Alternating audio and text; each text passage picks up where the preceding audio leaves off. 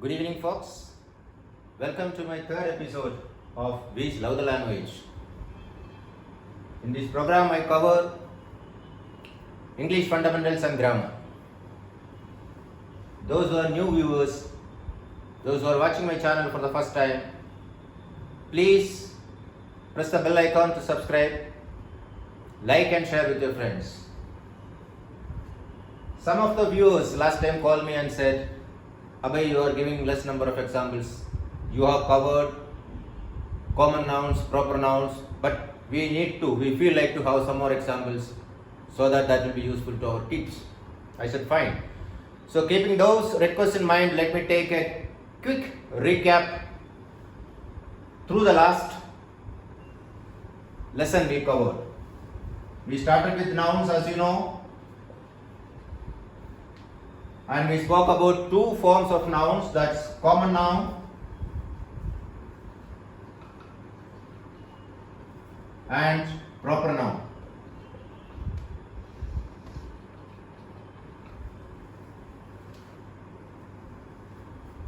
Examples of common noun: okay, boy, country, state, computer, iPad, watch, etc. I think this should be enough. And the specification of common noun is wherever the common noun comes in a sentence, except at the beginning of the sentence, whether it is in the middle of the sentence or at the end of the sentence, common noun, the first letter of the common noun, always small letter.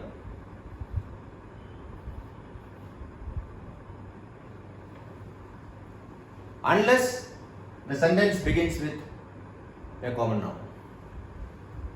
Next, proper noun. Thus the very name signifies proper noun. It's proper. It helps us to distinguish from a set of nouns. That proper noun helps us to distinguish from other nouns or other words or other paragraph, whatever. I will tell you, proper noun, it's always started with caps, uppercase letter. Whether it is at the beginning of the sentence or in the middle of the sentence or at the end of the sentence or somewhere in the paragraph, anywhere, proper noun always starts with caps, uppercase letter. Say it's a brand name. Proper nouns can be brand name. Sony is a brand name, it's a proper noun. Starbucks, it's a brand name, it's proper noun. Say Samsung, it's a proper noun. City of, say, Mumbai, say New York City, it's a proper noun. Karachi, it's a proper noun. So please understand the difference between these two nouns. Common noun always starting with small letters unless comes at the beginning of the sentence, or proper noun always starts with uppercase letter wherever it comes. That's the only thing. This is what I just wanted to take a recap through what we have gone through the last episode. Now let us quickly move on to the third form of noun, which is singular nouns.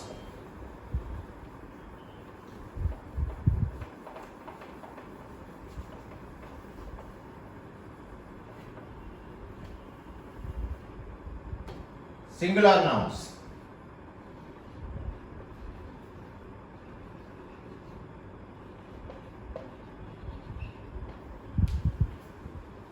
Any word which is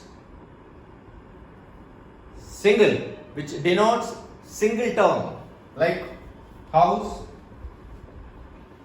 again boy, girl, ball, cat, dog. These are all examples of singular nouns. Of course, this is the third part of nouns, singular nouns. I hope you understand house, boy, girl, ball, cat, dog, say flower, all these. Now let us move on to plural nouns. It's very clear, probably by this time you must have understood. If this is singular noun, what is a plural noun? The plural forms of all these become plural nouns. I will tell you, boy. Boys is the plural noun. This is the fourth part. Girl, girls,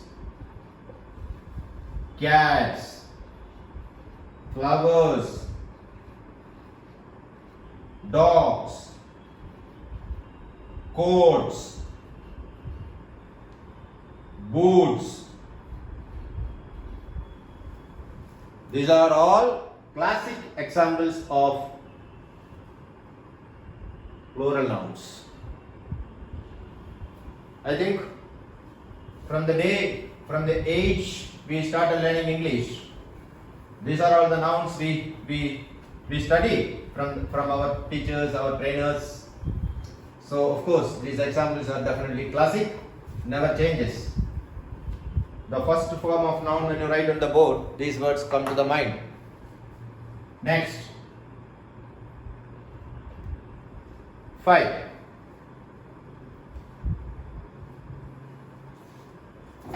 Before going to 5 is concrete nouns. I will tell you, these plural nouns, 4 plural nouns. Just now we have discussed has 2 small parts. Regular plural nouns,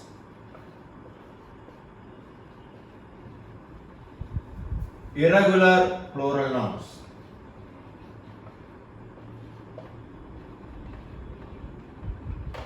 Okay. As we have discussed, regular plural nouns like houses, cats, say flowers,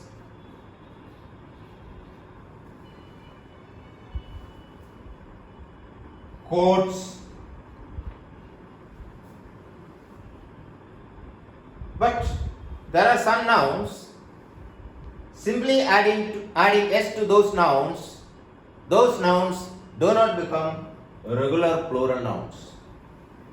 I will tell you examples of regular plural nouns. Of course, we have covered all this, whatever we have covered just now, like coats, boots, etc. All these are examples of regular plural nouns. But again, there is a catch point. That is, the word changes. When you convert the noun to a plural form, the spelling changes. Like man, men. Okay, this is a regular plural noun. Woman, women. See, the spelling changes, but this is singular, this is plural. So, this is a regular plural noun, this is a regular plural noun. Again, wolf,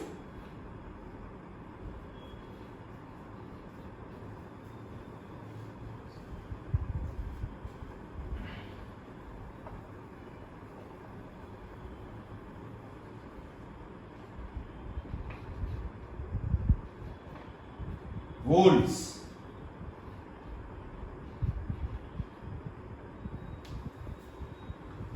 Wife, wives. See, spelling changes. Calf, calves. Hope this is clear. Now, let us move on to irregular plural nouns.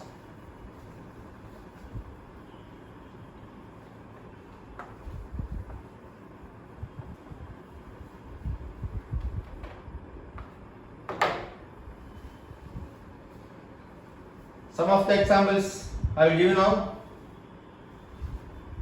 Say, datum.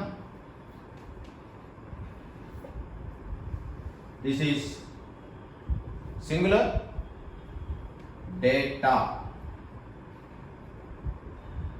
This is plural. This is irregular plural noun. Diagnosis.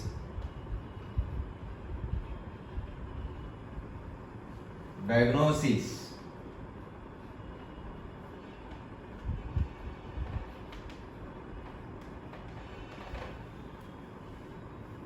I am going very slow so that the junior students who have just taken up English classes would understand it easily. If anyway you come across any doubt, you want me to go further slow, you want me to give you some more examples, you can give it in the comment box. I will go through the comment box and get back to you with more clarity and more specifications.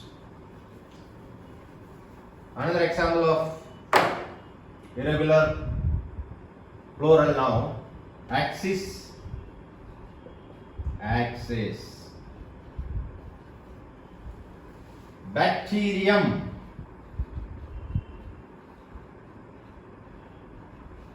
bacteria.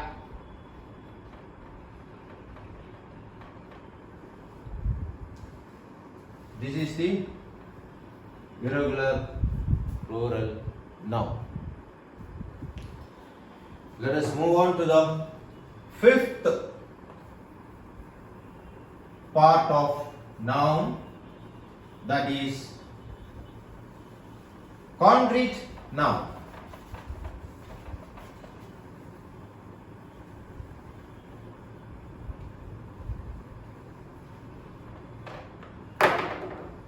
Five.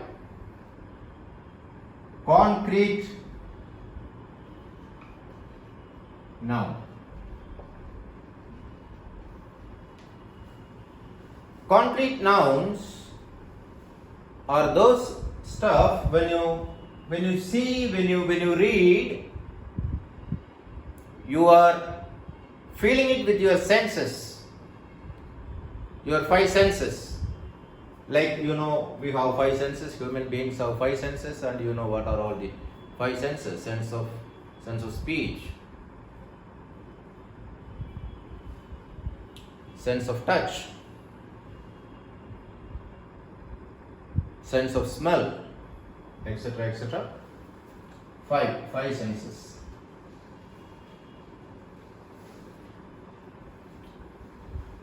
Say flower. Very beautiful to the eyes. You can smell it, beautiful fragrance. It's a good example for concrete noun. Say Niagara Falls. I would say this is one of the wonders of the world, natural wonders, but it's one of the most fascinating natural sceneries in the world. It's a concrete noun. Say, what else? Music.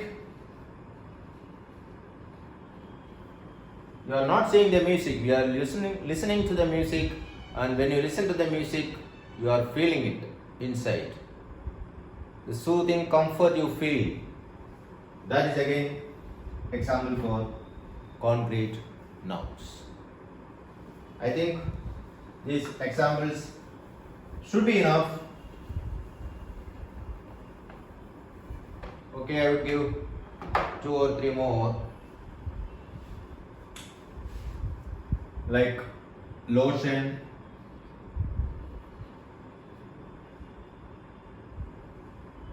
say aftershave.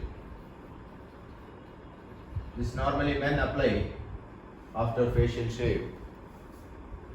Gives slight burning sensation, but that depends. It's not the case with all types of aftershave lotions. Okay, we have covered concrete nouns. Let us switch on to abstract nouns. This is the 6th part.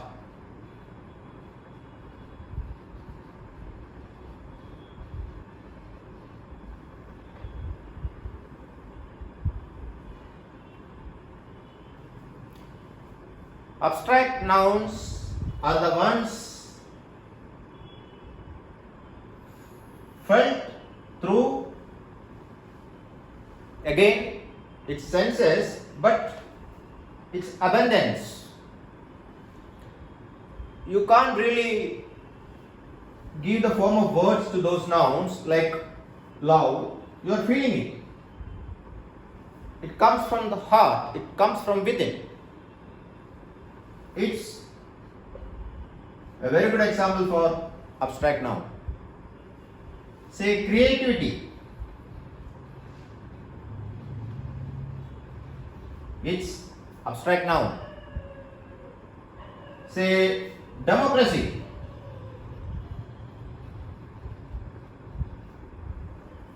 It's abstract noun. The only catch point is just by seeing so many forms of nouns, please don't get confused. These are all basic, fundamental, very simple things. As I promised you, I will take you through the phases of English language, grammar and fundamentals, and I will ensure that I am adopting a very simplified and best format through which you must be able to learn the fundamentals and grammar of English language. Fine, we have covered total 6 sections of nouns, rather 6 forms of nouns. With this, I come to the end of this episode. Catch you next week, same day, same time. Till then, it's bye from Abhay.